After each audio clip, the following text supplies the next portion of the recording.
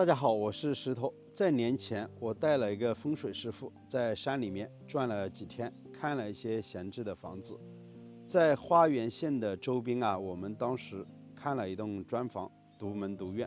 房子的前面呢有一条小溪流，整个地理位置还是挺不错的。后面呢，主人家也找到我说啊，那栋房子是可以卖掉的，价格呢是6.8万。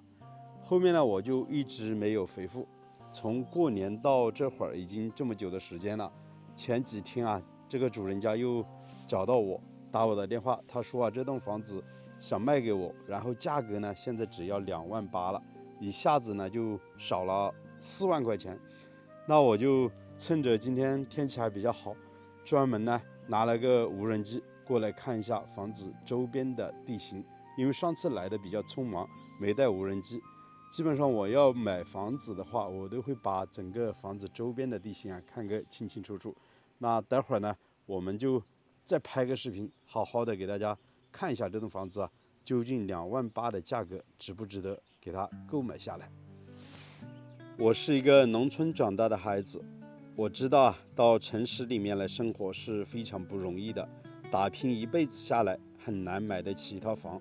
像我们这样的小县城啊，现在的房价是3500左右，100多个平方就是30-40万，加上装修，将近啊要5到60万左右才能够啊在城里面买到一套商品房。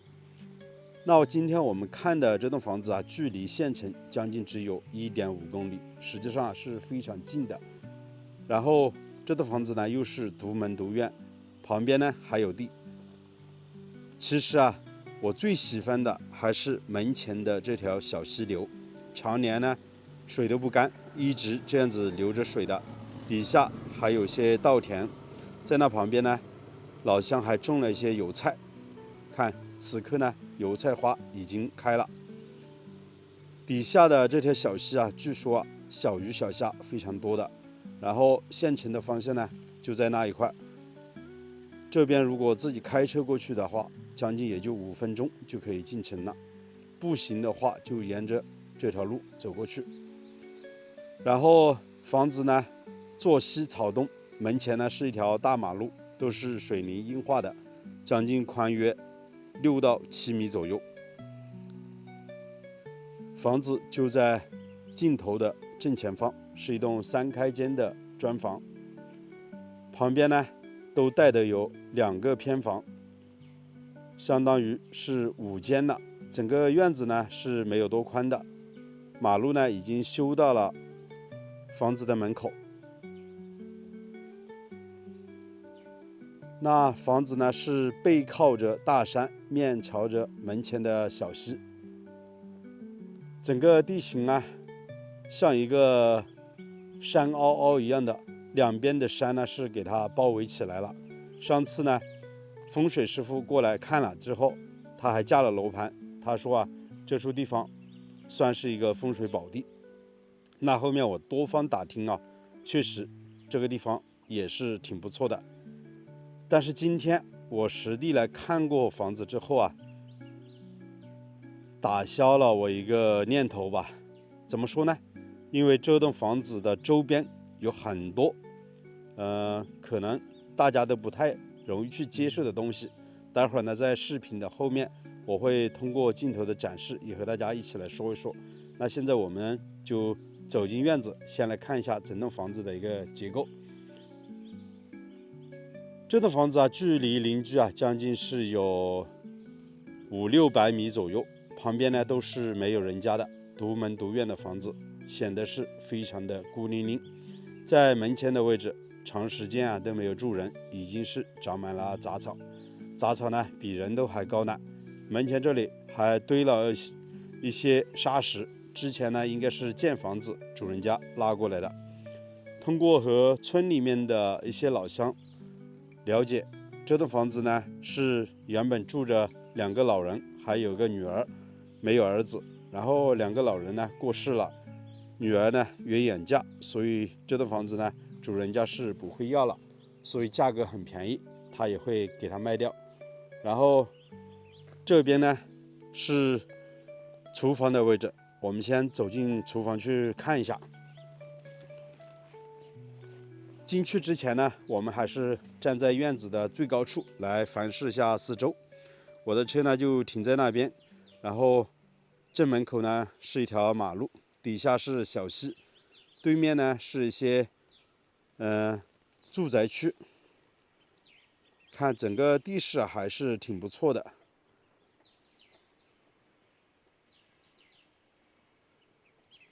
那旁边也都是他们家的地，还挺宽的，清理出来呢是可以种菜的。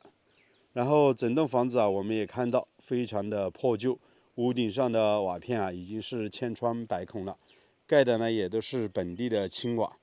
这样的房子没人打理，没人检修，青瓦呢已经慢慢的散落，屋顶上的瓦条鳞片都已经全部坏掉了。房子呢建了将近有20多年，当年建这栋房子将近是花了10来万块钱。看整个窗户都是用这些实木来做的，里面呢是安装钢筋做的一个防盗网。然后我们从这边走到房子里面去看一下厨房的位置。整个厨房是一个柴火灶的灶台，有3根烟囱。屋顶呢是一个斜面的，然后上面呢也是全部漏水了，杂草呢已经长到了房顶之上。整个厨房将近有15、16个平方左右，很窄。这里面呢是一个以前的碗柜，也是一个燃气灶的一个灶台。这些瓦片随时可能会掉下来，还有房东的一些私人物品。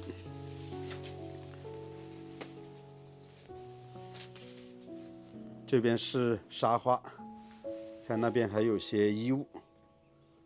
整个砖墙呢没有做粉刷的，都是水泥砖的结构。然后这些藤类的植物已经是爬到房子里面了。整个灶台呢是没有锅了，现在只看到了一个灶台的轮廓。这边还有个电烤箱。厨房确实没有多大，要从这边绕过去，很窄，基本上都走不过去看怎么走得过去那怎么站在背后炒菜呢？这个厨房设计的是太不合理了。如果把这里买下来的话，需要全部重新的给它拆了重建。然后我们走出去再看一下。整栋房子是3开间，中间是大门，两边是卧室。在大门口的位置是有主人丢弃的沙发，看起来比较匆忙。这户主人家究竟什么原因，这样的家具都不要了？然后现在是房门紧闭，没办法进去的。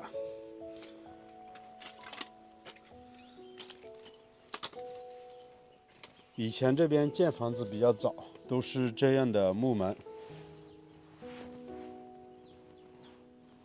推不开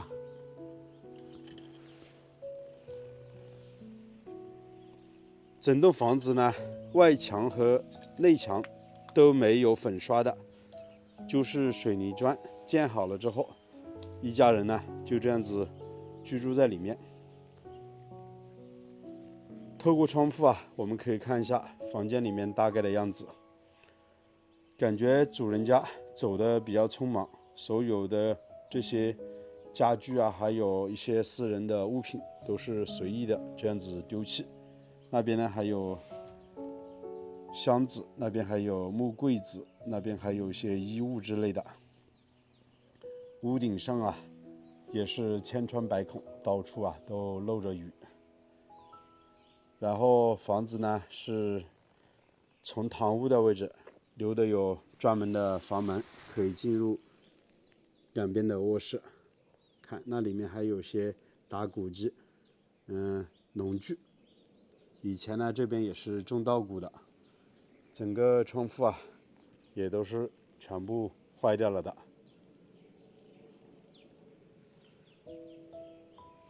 然后这边啊就是他们家的一个偏房了，也是一个旱厕，里面呢就是一个猪圈。这个房间啊，将近宽约16到7个平方左右，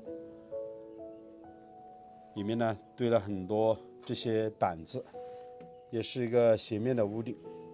然后整栋房子啊，地势还挺宽的。这边呢，这块都是他们家的地。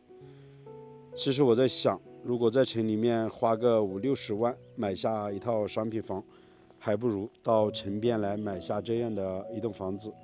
独门独院，有独立的一个小院，车子呢可以开到院子里面，生活呢实际上也是挺方便的。这块位置啊，给它清理出来，种点菜，种点花花草草，养点鸡鸭，都是非常好的。房子呢背靠着大山，也不担心啊有泥石流的发生，因为背后的山呢我也看了一下，整个都是石头山。然后房子的那块角落啊，都已经是长满了杂草，估计啊这个屋檐这个滴水呢，可能水都会浸湿到房子里面。那为什么这栋房子之前我说了，通过航拍看了之后啊，打消了我的一个念头呢？因为啊，我发现这栋房子最大的一个问题就是周边的坟墓太多了。在镜头前面的这个有一个树桩的位置，这啊都是一座坟墓，马上要清明了，过一段时间别人就会过来挂青了。然后房子的背后，也就是镜头的这块方向，全部都是坟墓。通过航拍的镜头，我也看到这样大大小小的坟墓啊，将近有20座左右，相当于是把整栋房子给包围着了。房子呢在最下方，然后坟墓呢就在房子的背后，也是房子的上方。我就在想，那住在这边到了晚上是不是非常的可怕呢？距离邻居又比较远，周边呢都是坟墓，算是人鬼同屋的一栋房子了。那看过了实际的地形之后，确实啊，我的这个念头此刻呢打消了不少。但是呢，这2.8万的价格啊，确实很便宜，很有诱惑。再好好的思考一下，整个房子呢占地面积将近是有300多、400平左右，其实啊挺宽的。好好的给它打造、修缮一下，这个地方呢住起来应该也是挺不错的。唯一的一个最大问题啊，就是刚才我所说的，房子背后呢有20多座坟墓，这一点啊确实值得好好的去考虑一下。那大家有什么样的一些建议呢？欢迎发表在视频的下方告诉石头。这期啊就为大家分享到这里，喜欢我的请记得点个订阅，我们下期再见，拜拜。